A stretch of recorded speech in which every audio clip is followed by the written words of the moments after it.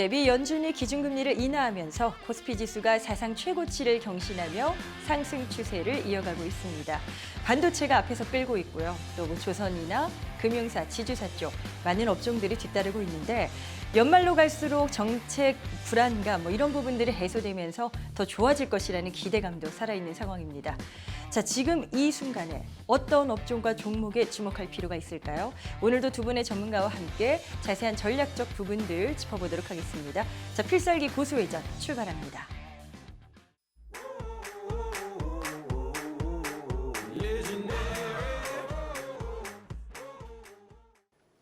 네, 필살기 고수 외전. 오늘 이 시간도 두 분의 전문가가 엄선한 업종과 종목 이야기로 채우도록 하겠습니다. 전략적인 부분들, 히든주까지 끝까지 함께 하시면 좋을 것 같고요. 자, 먼저 첫 시간은 김동화 전문가와 함께 하도록 하겠습니다. 어서 오세요. 예, 반갑습니다. 자, 어떤 업종을 관심 업종으로 준비하셨는지부터 저희가 업종 공개하고 출발합니다. 반도체 소부장을 준비하셨군요. 반도체 쪽이야 사실 요즘에 분위기가 워낙 좋지 않습니까? 투톱이 달리고 있고 또 업황 회복 기대감에 이제 하반기에는 완연한 주도주로 자리를 잡은 것 같은데요. 어떻게 보십니까? 하반기에는 그 반도체와 반도체 소부장 관련해서 우리 시청자분들이 좀 많은 관심을 좀 가졌으면 좋았어서 오늘 가지고 나와봤는데요. 네네. 코스피 주가 지수가 역사적 고점을 돌파한 이후에 3,400포인트도 넘어서서 3,500포인트에 얼마 남지 않은 상황입니다. 반도체 업황도 업황이지만 SK 하이닉스의 이 초급등 현상, 여기에 삼성전자도 동참을 하는 그런 모습입니다. 현재 GDP 상승률이 1% 정도도 나오지 않는 상황에서 매수할 수 있는 이 수급 여건이 외국인 또는 기관 정도로 볼 수가 있는데요. 네. 외국인은 이제 글로벌 탑티어인 이 엔비디아를 비롯해서 이제 퀄컴, 인텔, TSMC, 그다음에 AMD 대비해서 시가총액이 작은 SK 하이닉스, SK 하이닉스의 시가총액이 한 250조 원 정도 되고요. 네. 삼성전자가 사실 한 450조 원 정도 됐는데. 요즘에 계속적인 상승세를 좀 보여주면서 한 490조 원 정도까지 지금 올라오고 있는 상태지만 앞에서 말씀드렸던 엔비디아 6천조 원의 10분의 1도 지금 못 미칠 만큼 상당히 좀 저평가했습니다. 그런 상태이다 보니까 이 외국인들이 이 글로벌의 소유주 또 이 최저평가라고 할 수 있는 이러한 삼성전자나 SK 하이닉스로 집중적인 흐름을 좀 보여주는 것 같고요. 특히나 이제 인덱스 펀드를 추론하는 각종 이 반도체 성장 펀드들이 또한 이 반도체 소부장 종목군들 쪽으로 집중 매수를 하는 수밖에 없는 그런 상황입니다.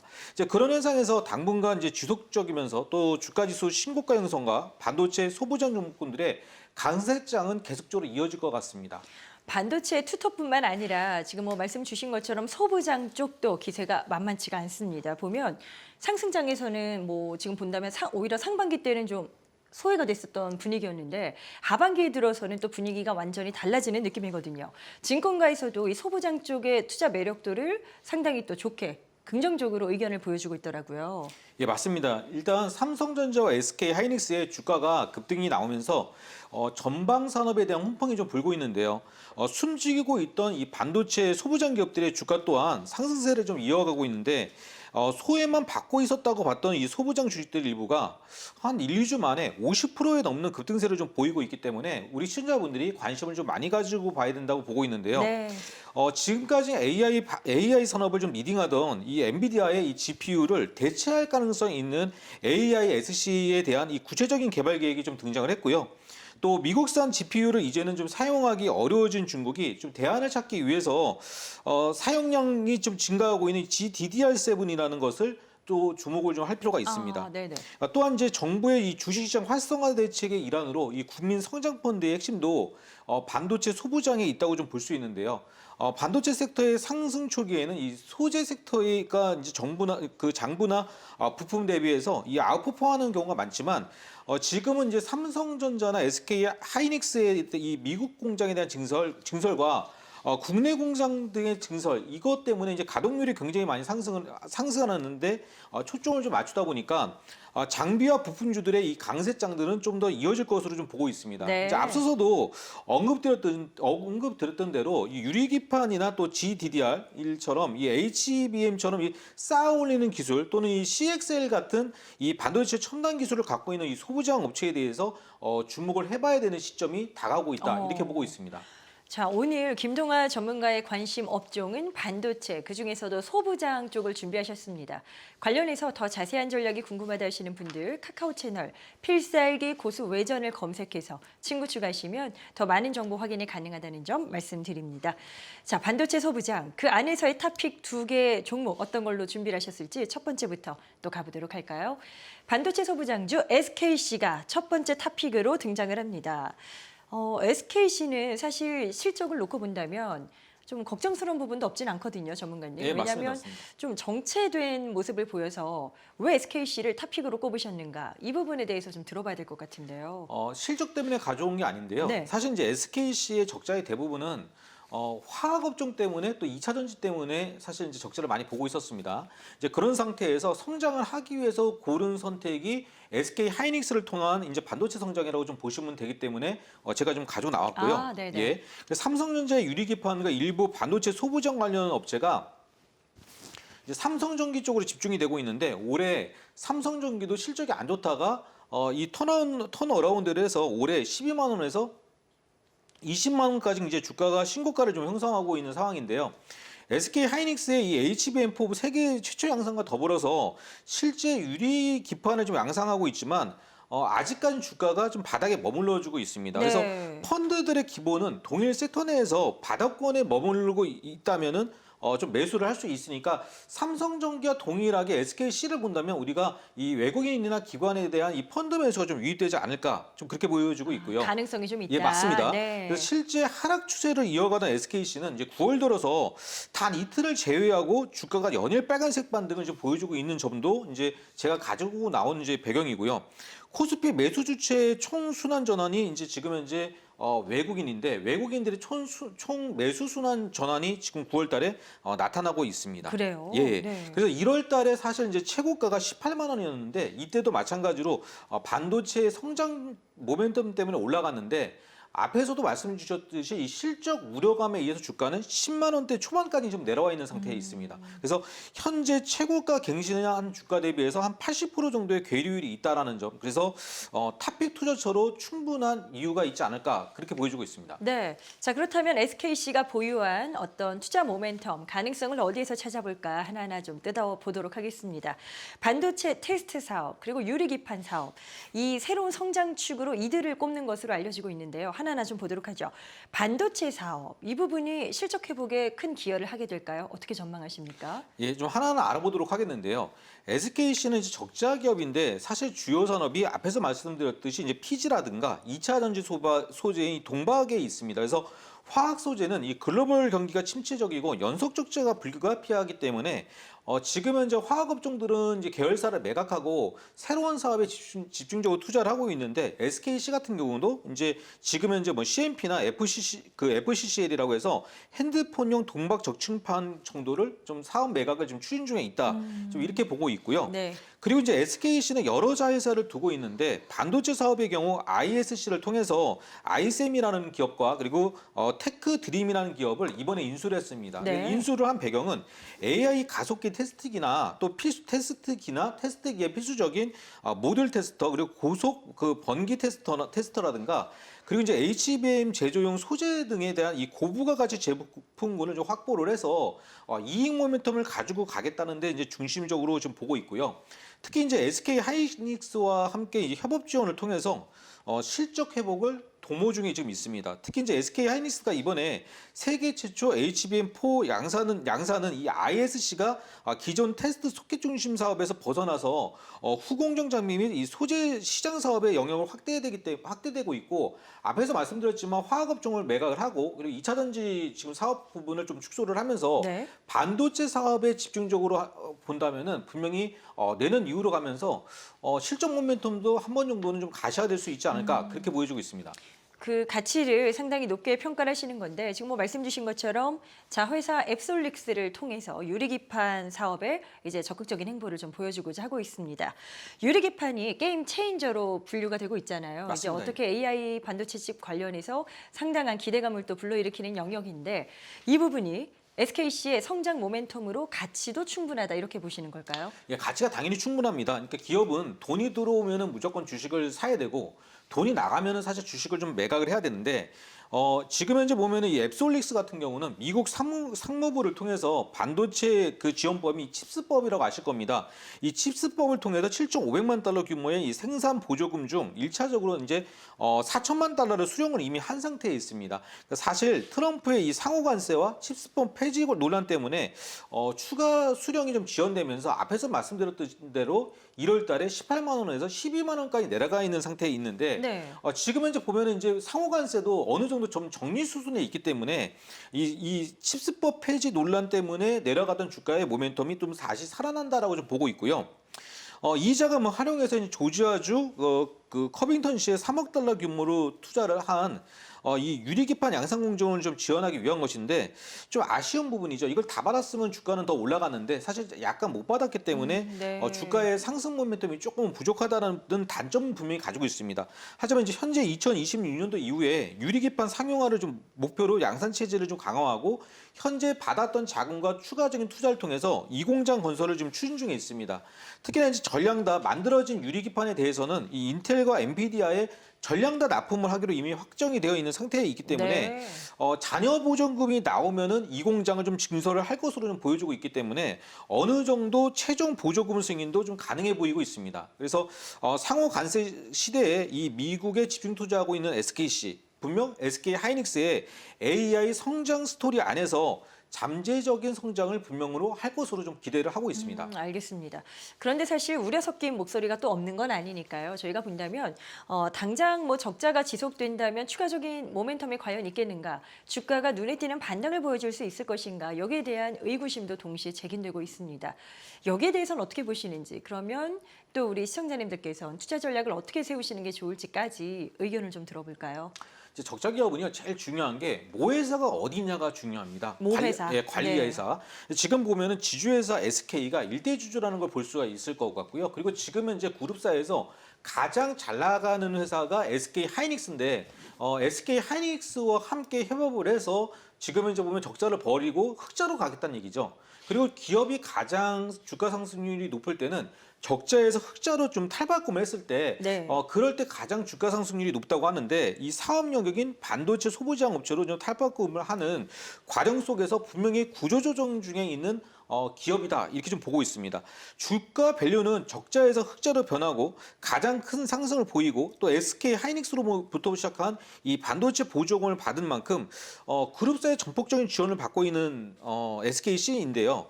반도체주들의 이 장기 침체의 핵심은 상호 관세에 따른 리스크 이것으로 보는 시각이 많은데 미국 법인을 통해서 수혜도 어느 정도는 좀 예상이 되고 있습니다. 그러니까 또한 SKC 하면 이제 화학주라기보다는 유리기판, 소부장주라는 인식을 우리 시청자분들, 투자자분들이 많이 가지고 있다라는 부분이고 네. SKC 하면은 저부터도 삼성전기가 생각날 만큼 이 유리기판 관련한 어떤 성장성은 분명히 있는 그런 기업이다. 이렇게 좀 보시면 좋겠습니다. 8월 26일 날 거래가 급증을 했던 이유도 앞에서 말씀드렸던 그런 내용이고요.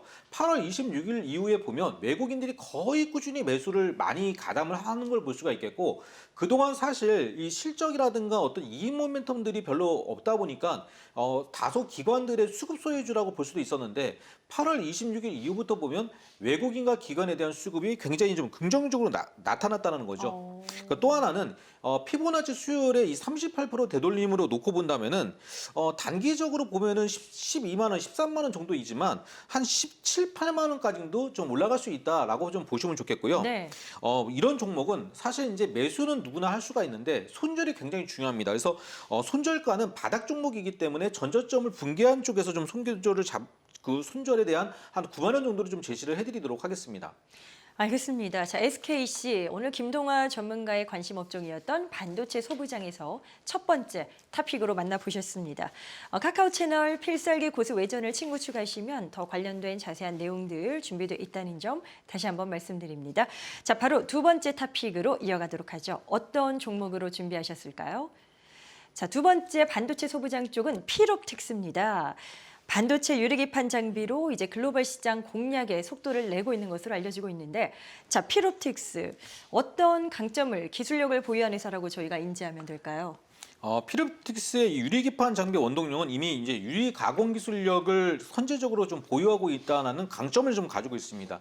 이제 앞에서도 말씀드렸지만 레이저 가공 장비 납품 경험을 좀 보유하고 있고 또 OLED 디스플레이 그 레이저 커팅 및 이 노칭 장비를 좀 주력으로 하고 있어서 이 폴더블 디스플레이와 관련된 레이저 장비를 제조를 하고 있고 그러한 상태에서 이제 애플에게도 이제 납품을 하고 있다라는 좀 강점을 가지고 있습니다. 이제 요즘 보면은 이제 애플 수혜자라고 해서 그 안에 필 옵틱스도 이제 같이 자리매김을 하고 있다라고 좀 보시면 좋겠고요. 애플 수혜주. 예. 네. 그리고 디스플레이 레이저 기술이 이제 특화되어 있다 보니까 유리기판의 핵심 장비인 이 TGV 그 홀과 싱귤레이션 장비를 국내 최초로 4개사에 공급을 이미 한 상태에 있습니다. 그러니까 유리기판 관련해서는 최초로 4개사에 공급을 했다. 이게 이제 굉장히 핵심 내용이고요. 그 중에서 이미 2개사에 대한 납품을 완료를 한 상태에 있다라고 보시면 좋겠습니다.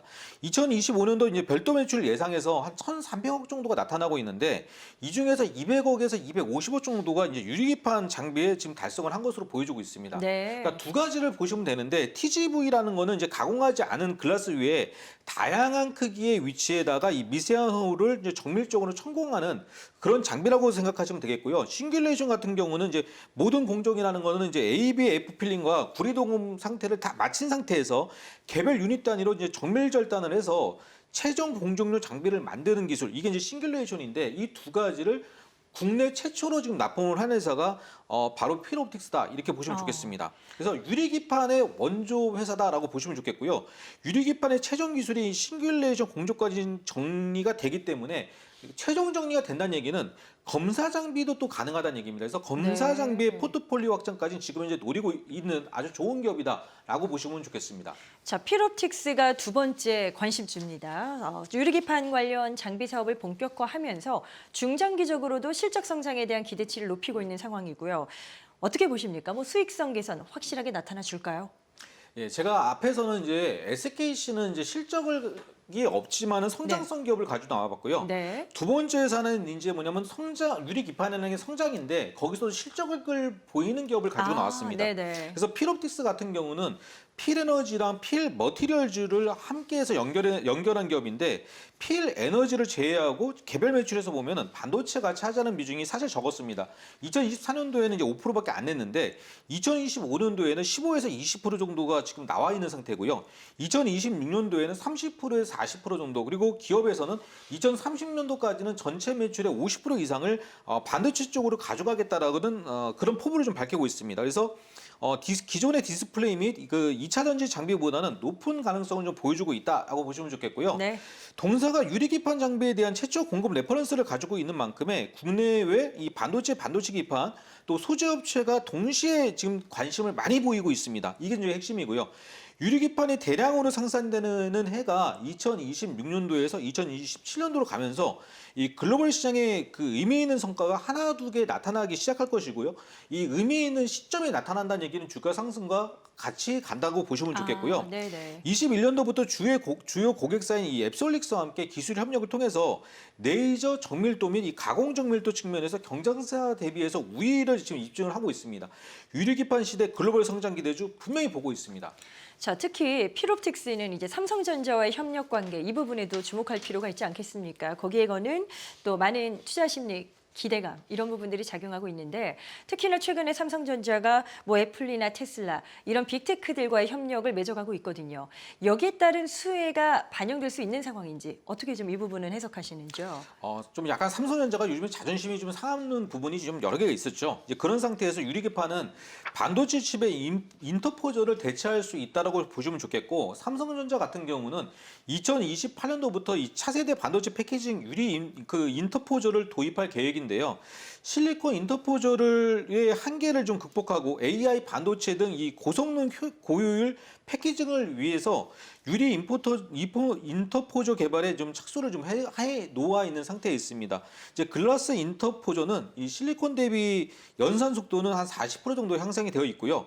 전력 소비는 최소한 30%까지도 절감될 수가 있는 그런 장점을 좀 가지고 있습니다. 네. 그러니까 미래형 데이터 센터라든가 LMM, 그 처리용 그리고 AI 서버 그리고 자동차 전용 이 반도체 주들에게 반도체에게 폭넓게 사용될 수 있는 기술이다라고 보시면 좋겠고, 당연 필옵틱스가 유리기판 핵심 장비 업체로 좀 수혜를 받을 것으로 보여지고 있습니다. 또한 애플, 테슬라의 미래 동력 산업 중에서 집중되고 있는 이 반도체 확보가 지금 현재 굉장히 좀 절실하게 보여지고 있는데요. AI 반도체 경쟁력 확보를 위해서 삼성전자와 이 협력을 맺고 있는 만큼 글로벌 성장 수혜 역시 기대를 하고 있습니다. 자, 그렇다면 이렇게 또 여러 가지 긍정적인 요인들을 점검해 주신 필옵틱스.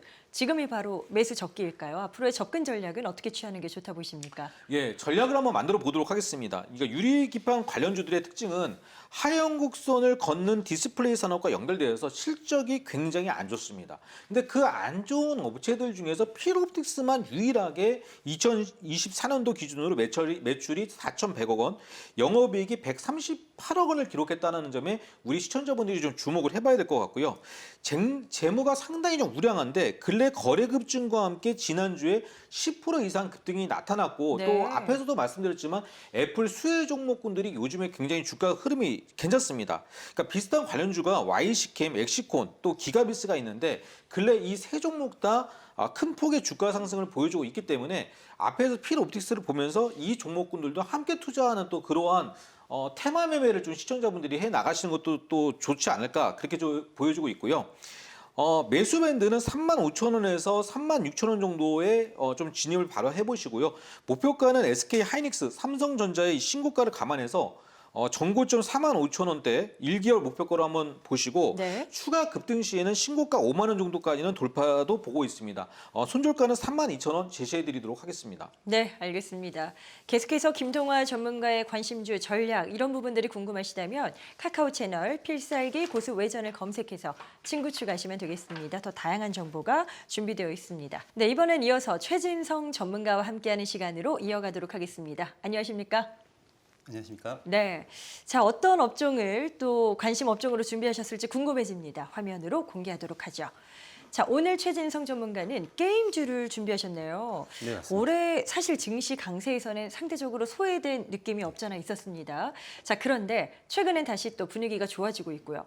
어떤 이유 때문에 어떤 배경이 작용을 하고 있는 건지 궁금한데 이 부분부터 좀 여쭤볼까요? 네네. 올해 지수가 코스피 같은 경우에는 3,400을 돌파하고 3,500을 바라보고 있고, 그 코스닥 같은 경우에는 이제 870을 돌파 중인데요.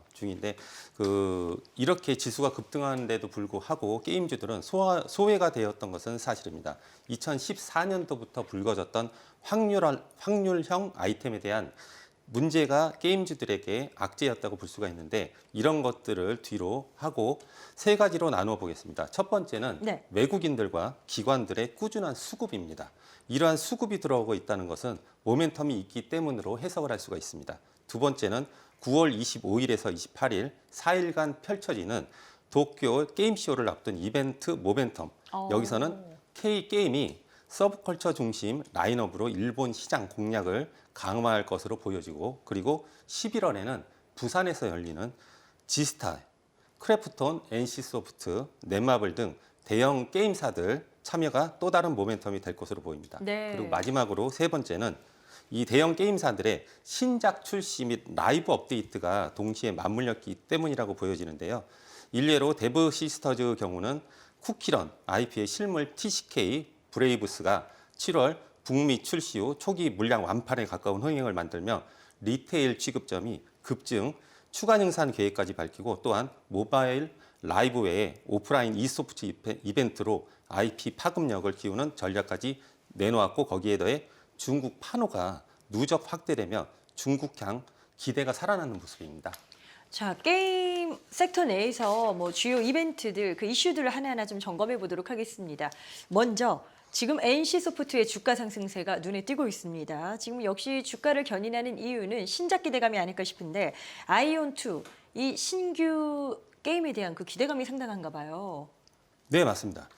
NC소프트의 아이온2에 대한 일정이 한국, 대만 동시 출시를 11월 19일로 확정했고, 9월 11일부터 사전 예약을 열며 모멘텀을 공식화했는데요. 이 발표 직후 증권가가 실적 추정과 목표가를 상향하며 주가가 단기간에 탄력을 받았습니다.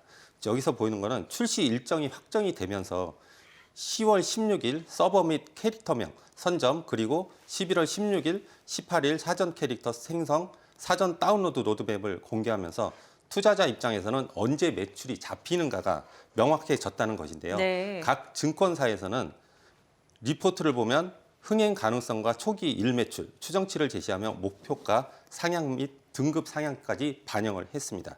그리고 현재 NC소프트의 주가를 밀어올리는 것은 아이온2 단일 테마만이 아닙니다. 세 가지 내용을 뽑아보았는데 첫 번째는 아이온2 일정 확정이 되면서 언제 매출이 잡히는가, 이 포인트가 하나가 있고요. 두 번째는 라이브 서비스 반등 재료인 TL의 대형 업데이트입니다. 9월 17일 TL 뉴 웨이브라는 대규모 업데이트는 신규 무기, 하우징 및 공동 개선 등으로 유저들이 복귀 및 체류 지표, 개선 기대가 커졌고 이 신작 전 매출 저변을 받쳐주는 보조 동력이 될 것입니다. 네. 네네.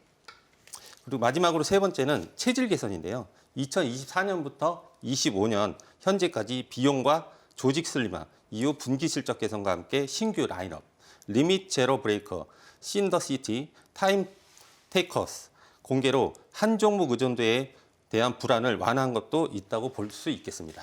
지금 증권가에서 나오는 이야기들도 신작 출시를 하고 또 성공적으로 론칭한 이후에 흥행까지 더해진다면 뭐 주가 상승에 대한 기대치를 더 열어둘 수 있다. 이렇게 또 긍정적인 전망을 제시하는 상황이고요.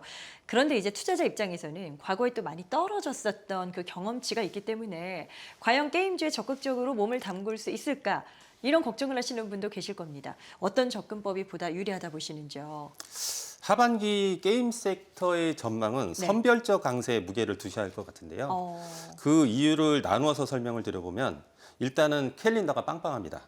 캘린더가 빵빵하다는 건 뭐냐면은 9월 25일부터 앞서 설명드린 9월 25일부터 28일까지 열리는 도쿄 게임쇼가 있고 네. 그 이후에 11월에 국내에서 열리는 부산의 지스타 내용이 있습니다. 여기에는 게임사들의 신작 이벤트까지 줄줄이 대기하고 있고 여기에 하나 더 포함을 시키자면은 중국 판호 완화 추세가 이어지는 것도 한 몫을 한다고 봐야 되는데 2020년 이후 6년째 최대치를 갱신하고 있습니다. 그리고 10월에 우리나라에서 열리는 에이펙이 있죠. 에이펙에 이번에 미국의 트럼프 대통령하고 그리고 중국의 시진핑 국가주석이 참석한다는 내용도 하나의 호재로 볼 수 있겠습니다. 네.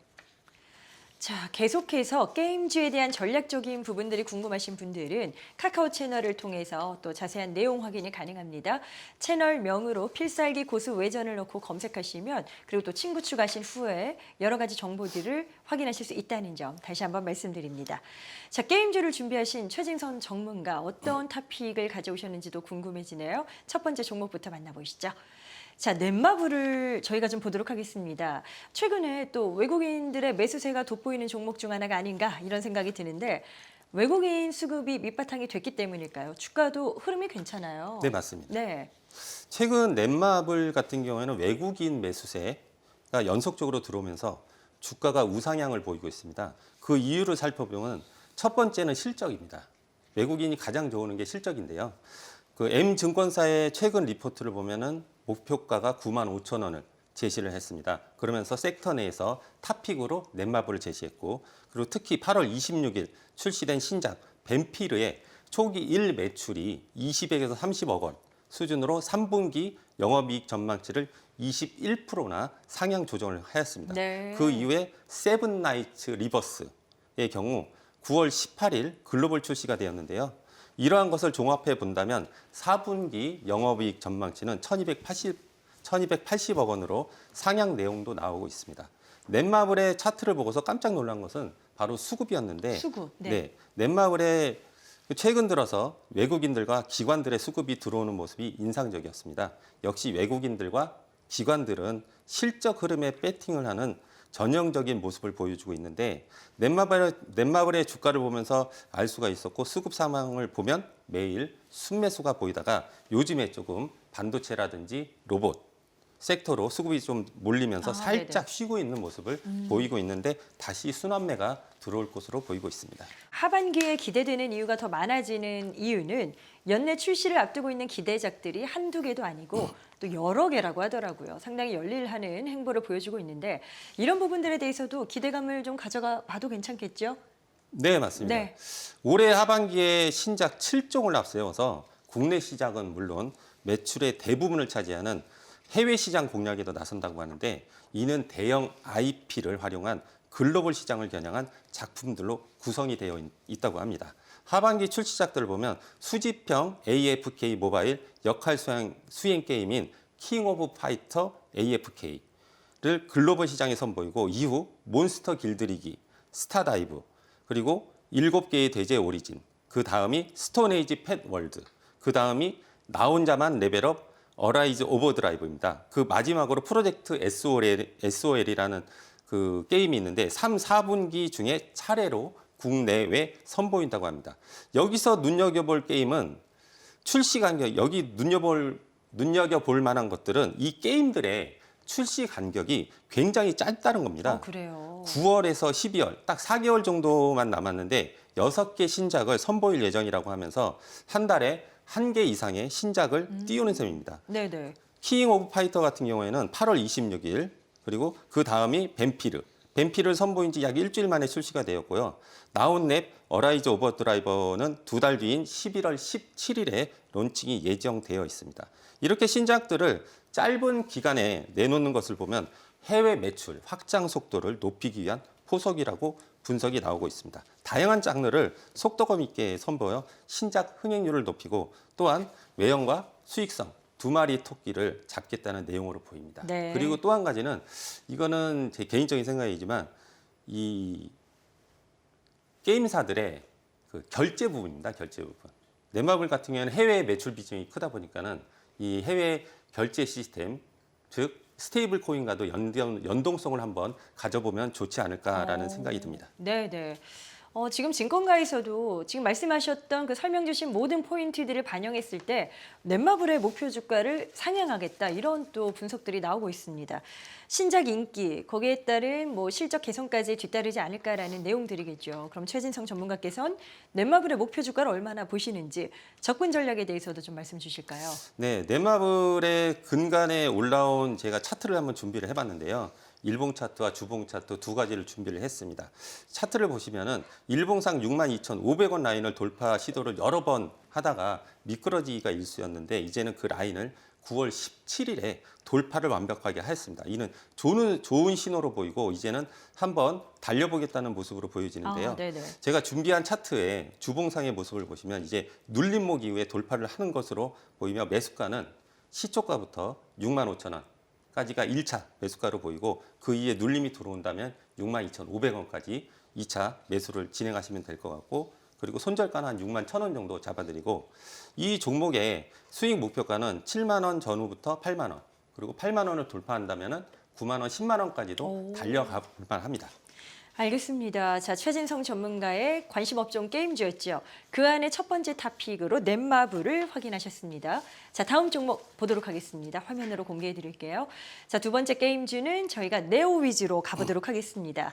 주가가 역시 뭐 박스권을 벗어나서 상승을 보였다가 약간 이제 숨고르기를 또 보여주고 있습니다. 최근에 주가 상승 이유를 보니까요. 3분기에 실적이 좋을 것이다. 이런 기대치가 있더라고요. 실적 이야기부터 좀 출발해 볼까요? 네, 최근 네오 위주의 가속 랠리를 주고 있는 것은 3분기 실적 상향 기대감까지 올라오면서인데요. 동사의 핵심 동력이 되고 있습니다. 왜 3분기 기대가 커졌나를 살펴보려면 2분기를 먼저 살펴봐야 하겠는데 2분기 매출이 1,110억, 영업이익이 186억으로 컨센서스를 상회를 하였습니다. 여기에 기여한 것은 PC와 콘솔의 매출인데 대부분의 PC와 콘솔 매출의 576억, 이 부분을 차지하는 게 바로 DLC라고 다운로더블 컨텐츠 효과였습니다. 이는 3분기 출발점에 체력 안비도 되었다고 보시면 되는데 여기에 메인 IP, 이 축이 3분기도 견인할 것으로 보입니다. 피해 거짓, 서곡은 6월 7일 섀도우 드랍 이후 본편 할인 및 플랫폼 확장과 맞물려 트래픽과 판매를 끌어올렸고 효과의 일부가 3분기까지 이어진다는 리포트 코멘트도 있고 또 한 가지는 브라운 더스트 2는 2주년 대형 업데이트 효과로 1매출이 전분기 대비 35% 늘어나는 약 2.6억, 그리고 3분기 매출 믹스에서 의미 있는 비중으로 반영될 것이라는 평가입니다. 네. 여기에 더해서 한 가지만 더 추가 말씀을 드리면 신작 매출 추가에 Shape of Dreams가 9월 중순에 스팀 론칭 직후에 매출 상위권 최고 6위까지 진입하면서 출시일 판매량이 약 5만 장으로 추정되며 상위권 유지 시 3분기 추정치 추가 상향 가능성을 언급하는 증권사들도 나타나고 있습니다. 네오위즈의 강점 중에 하나가 이렇게 또 관련된 내용들을 보다 보니까 IP 관리 능력 이 부분을 또 최고로 꼽고 있더라고요. 기존의 다양한 IP를 활용해서 게임들을 이런 또 지속적으로 개발하다 보니까 이게 결과적으로 안정적인 매출로 이어진다 이렇게 평가받고 있던데 이게 좀 어떤 부분으로 저희가 모멘텀적인 해석을 할 수 있을까요? 네, 맞습니다. 네오이즈 같은 경우에는 기존 IP를 장기 운영하는 방식을 취하고 있는데요. 이 안에서 한 가지를 꼬집어 보면은 신규 개발 공백의 위험을 낮추고자 하는 것이라고 볼 수가 있겠습니다. 네. 이 부분이 분기별 매출 변동을 완화하는 구조를 갖추고 있습니다. 여기서 근거 세 가지를 제가 들어볼 텐데요. 첫 번째는 확장 콘텐츠와 패치로 수명 연장입니다. 피해 거짓은 추가 콘텐츠와 편의 개선을 병행해 유저의 복귀 및 신규 유저 유입을 재점화를 했습니다. 두 번째로는 라이브 서비스의 규칙성인데요.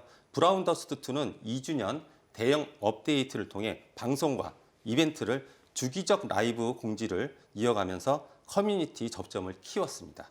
이런 정기 콘텐츠와 보상 사이클은 유저의 이탈을 줄이고 캐시플로우를 평단화하는 데 도움이 되고 있습니다. 이는 앞서 말씀드린 실적에도 도움이 되고 있다고 볼 수 있겠고, 네네. 세 번째로는 포트폴리오의 분산입니다. 콘솔, PC, 모바일과 국내외, 멀티 지역 전개로 특정 타이틀 의존도를 낮추고 실적의 저변을 넓히고 있습니다. 이러한 것들은 신작 한 편의 성과에 좌우되기보다는 단기 변동성을 줄이고 이미 형성된 팬덤을 기반으로 마케팅 효율을 높일 수 있고 다변화된 매출원으로 멀티플 재평가 여지를 만들고 있다고 볼 수가 있겠습니다. 네. 자, 네오위즈 주가 어떻게 접근할지 보도록 하겠습니다. 3만 원 선을 목전에 두고 있는데요. 뭐 외국인이 이렇게 많이 또 접근을 해준다면, 매수를 해준다면 그 위쪽도 더 기대할 수 있지 않을까라는 그런 궁금증은 듭니다. 최진성 전문가의 네오위즈 접근 전략 어떤 정도 수준이 적절하다 보시는지요? 네. 이 네오이즈 같은 경우에도 제가 차트를 좀 준비를 해봤는데요. 네네. 이게 주봉과 일봉을 나누어서 보시면 될 것 같은데 가장 지금 네오이즈가 마의 구간으로 여겨지는 3만 원입니다. 3만 원을 돌파해야지만 본격적인 상승이 이루어질 건데 네오이즈 같은 경우에는 지금 시초가부터 2만 6천 원까지 매수를 드리겠습니다. 네. 다만 눌림목은 없습니다. 2만 6천 원까지입니다. 그리고 손절가는 타이트하게 2만 5천 원을 잡아드리도록 하겠습니다. 수익 매도 전략은 3만 원 전후부터 3만 2,500원까지 1차 수익 매도를 잡으시고요. 32,500원을 돌파 시에는 35,000원 전후와 돌파도 노려볼 수 있겠습니다.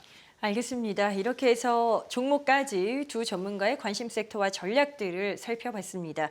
계속해서 더 추가적인 부분들이 궁금하신 분들은요. 카카오 채널에서 정보 확인이 가능합니다. 채널명 필살기 고수 외전을 검색해서 친구 추가하시면 되겠고요. 또 SBS 비즈 증권 유튜브 채널이 있습니다.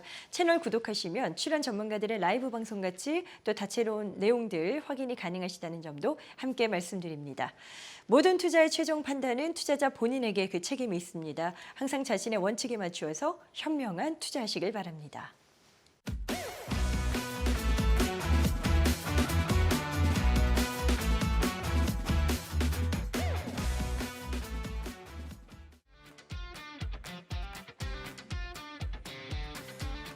네, 계속해서 많은 분들이 또 관심 가지시는 히든주죠. 두 전문가가 모든 섹터를 열어두고 투자가 가능하다, 유망하다라고 판단하신 종목들에 대해서 알아보도록 하겠습니다.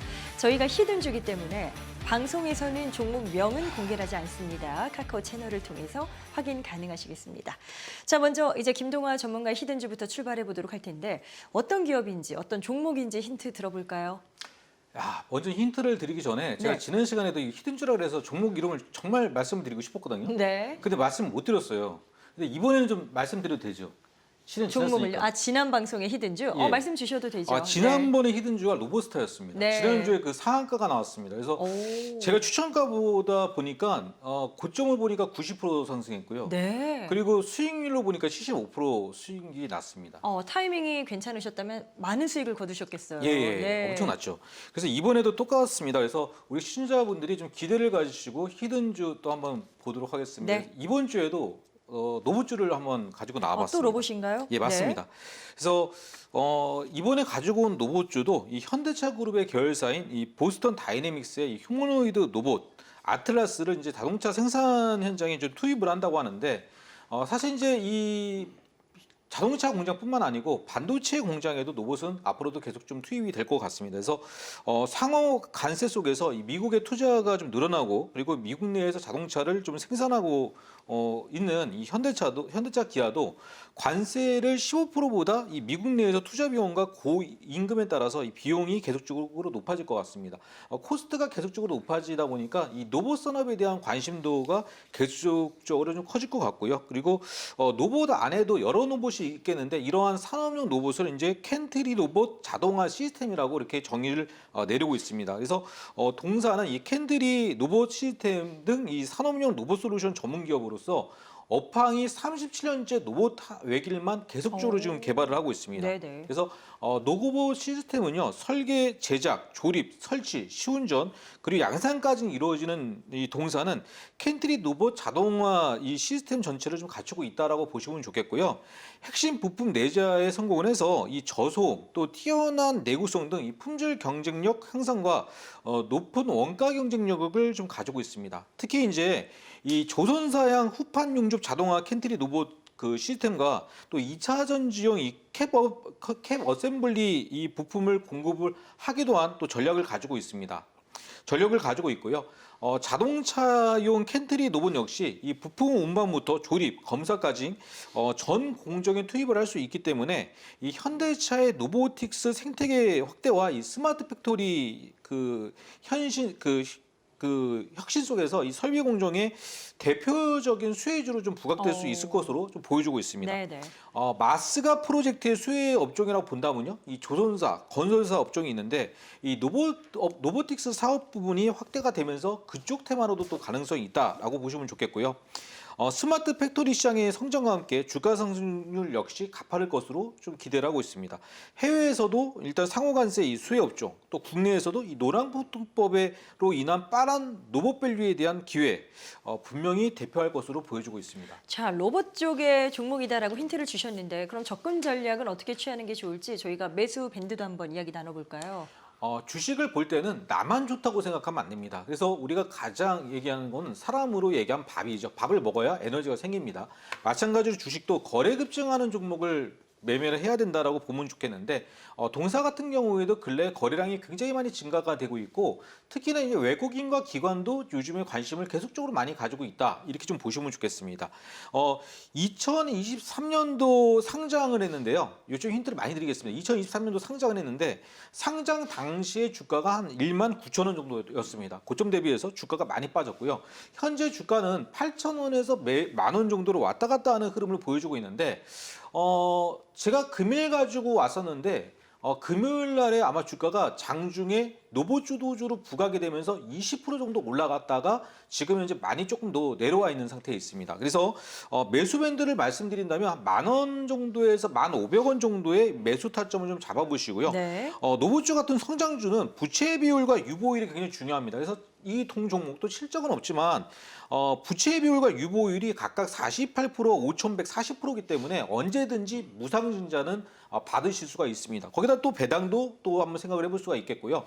목표가는 1차적으로 15,000원인데 1개월 목표가를 좀 제시를 해드리도록 하겠고 코스닥 종목입니다. 코스닥 종목 같은 경우는 손절 라인을 잘 지켜주셔야 되기 때문에 9,000원 이탈을 손절 라인으로 잡아드리도록 하겠습니다. 알겠습니다. 자, 김동화 전문가의 히든주 어떤 종목을 관심주로 선택하셨는지 궁금하신 분들 카카오 채널 필살기 고수 외전을 검색해서 친구 추가하시면 되겠습니다.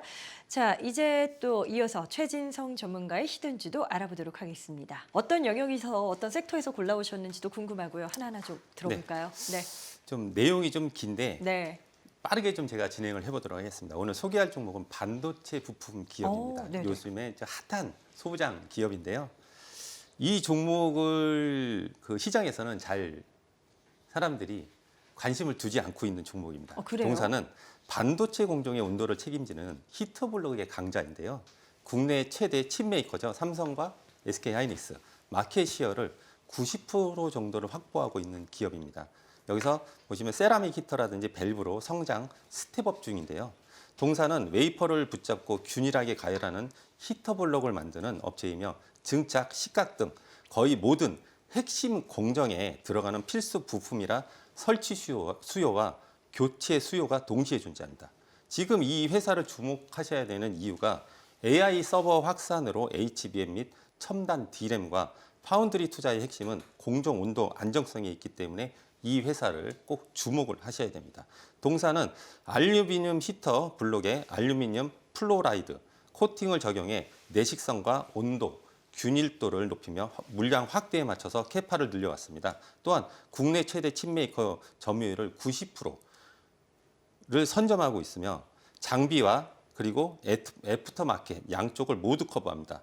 또 한 가지는 이 회사의 중요한 기술이 뭐가 있냐면은 열 변형과 유동 해석 등 공정을 할 수 있는 엔지니어링, 시뮬레이션 분석 능력을 갖고 있다는 건데 이게 굉장히 높은 진입 장벽입니다. 네네. 그래서 동사의 성장 모멘텀 세 가지를 제가 꼽아봤는데요. 첫 번째는 중국 수요가 재개입니다. 2025년 1분기 매출이 215억으로 전년 동기 대비 73% 상향이 되었고 지역별로 보면은 중국 매출이 111억으로 큰 비중을 차지하고 있습니다. 두 번째는 세라믹 히터 진입인데요. 고온 구간이 500도 이상에서는 메탈 히터보다는 세라믹 히터가 유리합니다. 동사는 2023년부터 세라믹 히터를 개발해 2025년 프로토타입으로 4종을 공개했고 현재 고객 검증을 진행 중입니다. 세 번째는 2020년 특수밸브 업체 KVTS를 인수한 뒤에 2021년 흡수 합병하여 히터블록과의 크로스셀 구조를 구축하였습니다. 공정 라인업을 히터와 밸브 그리고 세라믹으로 확장하는 그림입니다. 네네. 그래서 이 종목은 제가 즐겨 얘기하는 미래 먹거리 종목으로 꼽을 수가 있겠습니다. 자, 그렇다면 지금 전문가님의 히든주는 어떤 전략으로 접근하는 게 좋다 판단하시는지 이 접근 전략 이야기도 좀 들어보고 싶은데요. 네네. 네. 이 종목을 여러분들이 잡기가 그렇게 쉽지가 않으실 겁니다. 왜요? 왜냐하면은 유통 물량이 많지가 않습니다. 그래요? 네. 총 상장 주식 수가 한 1,000만 주 정도 되는데요. 그중에 3% 정도를 외국인이 보유하고 있고 대주주가 또 보유하고 있고 460만 주 정도가 유통이 되고 있는데 일 유통량이 그렇게 많지가 않습니다. 그래서 제가 주봉 차트를 한번 준비를 해봤는데 이 종목을 제가 여러분들이 매수를 한다면은 시초가부터 해서 16,000원 사이까지가 딱 매수가를 정해드리도록 하겠습니다. 네. 그리고 손절가는 14,500원 정해드리도록 하고 눌림목은 아마 나오지 않을 겁니다. 이 종목은. 그리고 그 수익 매도 구간은 2만 원 선 전후부터 25,000원 그리고 25,000원 돌파하면은 제가 최종적으로 목표치를 종착지는 3만 원과 돌파를 보고 있습니다. 그래서 이 종목은 여러분들 포트폴리오에 있다면 아주 아름다운 종목이 될 것으로 보고 있습니다. 기대되는 부분들에 대해서 더 자세히 들어봤습니다. 계속해서 최진성 전문가의 이 히든주 어떤 종목인지 많은 분들도 궁금하실 것 같은데요. 카카오 채널 필살기 고수 외전을 검색해서 친구 추가하시면 되겠습니다. 자, 모든 투자의 최종 판단은 투자자 본인에게 그 책임이 있습니다. 자신의 원칙에 맞추어서 현명한 투자하시길 바랍니다.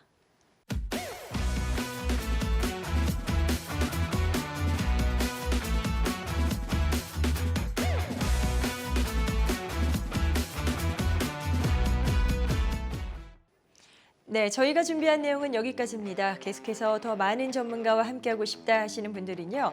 필살기 고수 외전 카카오 채널을 검색해서 친구 추가하시면 되겠습니다. 자, 그리고 방송이 끝난 후에 이 SBS 비즈증권 유튜브 채널에서 라이브 방송이 진행됩니다. 최진성 전문가가 준비하고 있으니까요. 또 많은 내용들 만나보시면 좋을 것 같습니다. 자, 저희는 다음 이 시간에도 알찬 내용으로 돌아오도록 하죠. 시청해 주셔서 고맙습니다.